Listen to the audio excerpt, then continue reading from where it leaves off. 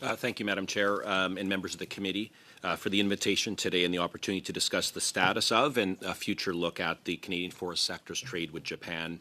I appreciate the opportunity to share the time with my colleagues, and a shout out to our colleagues at the Chamber. We're a proud Chamber member and appreciate the work that they do to facilitate a number of these trade missions. I'd also like to recognize the work of the Canada Wood Group, which is our sector's and a partner group of FPACs that leads our export market diversification work. As the son and the grandson of Ottawa Valley pulp and paper workers, and as the son-in-law of a former stationary engineer at the pulp mill in Smooth Rock Falls, Ontario, I'm really proud to work with our team to bring the voice of our sector and its employees and communities across its large value chain, from producers of lumber to panels, engineered wood, pulp and paper, and bioenergy. It's an industry in Canada that creates nearly $90 billion a year in economic activity, with $37 billion in annual exports, putting it in the top 4 of Canada's exporting industries. Our current shipments to Japan are in the $1 billion range. In the face of combined softwood lumber duties and Section 232 tariffs currently in the 45% range, our sector's priority continues to be elimination of Section 232 tariffs and future risks thereof, and getting to a durable deal on softwood. At the same time, we're leaning into the domestic market opportunity for more wood use here at home and to export market diversification. There are opportunities, but they are incremental relative to the nearly $8 billion in annual softwood lumber shipments to the United States. We've been trading in Japan for 100 years in forestry, in Canadian forestry. The Canada Wood Group has been in place for 50 years, and over that time it's taken us that much time to get to $1 billion in business. It's a heavy lift, and I'm happy to talk about some of the details in a bit.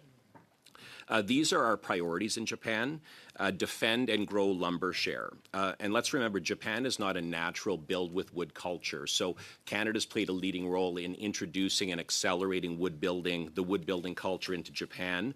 Our dimension lumber now holds 65% of Japan's 2x4 market, and continued technical engagement on Japanese market standards and the platform frame system is needed to hold and grow that share. On mass timber and advanced wood building systems, what Canada can bring aligns with Japan's housing renewal, decarbonization, and seismic resilience priorities, and builds on Canada's federal provincial reconstruction support after the 2011 Tohoku earthquake. And then in the forest bioeconomy, we see an opportunity in biocarbon, biofuels, biomass that are also emerging Japanese priorities in that decarbonization space. A few barriers to note: shrinking Japanese market with growing Japanese supply. Housing starts are declining with the aging Japanese demographics, and Japanese graded lumber is actually gaining share in the 2x4 segment. Europe and other competitors are scaling up. We're seeing aggressive market entry across lumber, pulp, and pellets from the EU into Japan.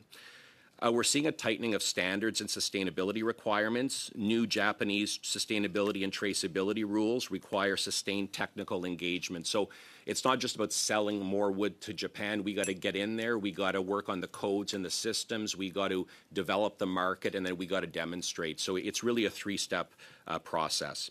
And then supply side pressure here at home in terms of declining allowable cut, federal provincial regulatory duplication, and rail and port reliability, and the costs of the rail system in Canada. So our asks and offers to meet the moment include a dedicated multi-year funding for the Canada Wood Group to build on its successes in export development, to double the funding of NRCan's Global Forest Leadership Program, to collaborate on investment in market entry support, spec alignment tools, testing labs, distributor networks in Japan.